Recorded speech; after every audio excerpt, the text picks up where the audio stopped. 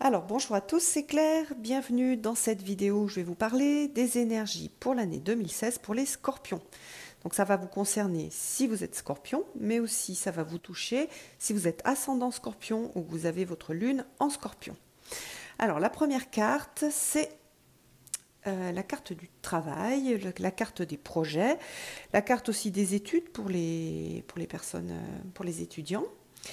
Donc, on a le 3 de denier. Donc, le 3 de denier, c'est une carte qui parle d'utiliser ses dons et aussi de travailler en équipe. Donc, c'est un moment 2016 qui est extrêmement favorable au travail en équipe et à la réalisation que c'est important de collaborer et que ça permet d'arriver à de plus grandes choses. Donc, voilà, pour 2016, une grande importance du travail en équipe, du travail en groupe. Après, donc, on a pour la santé le jugement. Donc là, on a une arcane majeure. Alors, le jugement, on va avoir donc au niveau de la santé un certain renouveau, un certain rafraîchissement. Donc, vous allez avoir comment dire, vous allez vous alléger.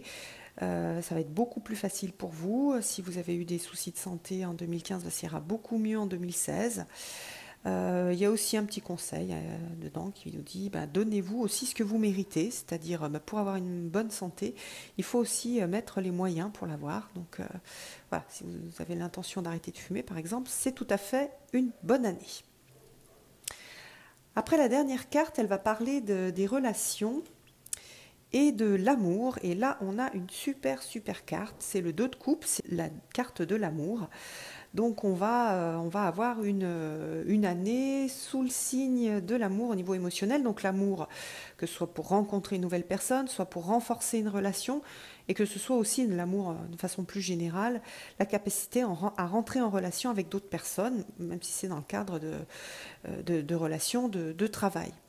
Donc aussi, et puis ça va bien avec cette première carte dans le cadre professionnel, par exemple, c'est aussi une grande capacité à faire travailler les opposés ensemble, c'est-à-dire des gens qui ont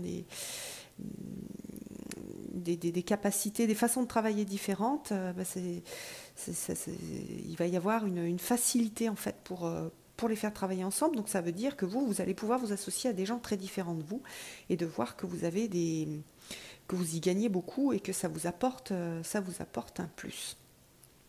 Au niveau du conseil on va dire spirituel, des cartes des anges d'Angela McGeer, on a cette carte qui représente l'ange Vritil avec une queue de baleine. Les mots-clés, c'est hameçon, connexion, concentration. Donc la baleine, c'est le gardien des vies, passé, présente et futur. Donc elle va vous aider à retrouver la sagesse archaïque et puis à transformer le présent. Alors transformer le présent, par exemple, ça va être surtout se libérer des blocages du passé. Un peu, on pourrait dire un peu se libérer des processus qui se retrouvent à chaque fois, ou du karma, on va dire, du passé.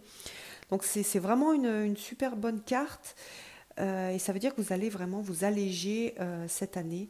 Vous allez un peu laisser tomber du lest du sac à dos qui vous pèse et qui vous empêche d'avancer parce que vous traînez ça de vie antérieure. Voilà pour vous, Scorpion. Eh bien, je vous donne rendez-vous pour une autre vidéo. Et puis à bientôt. Bye bye.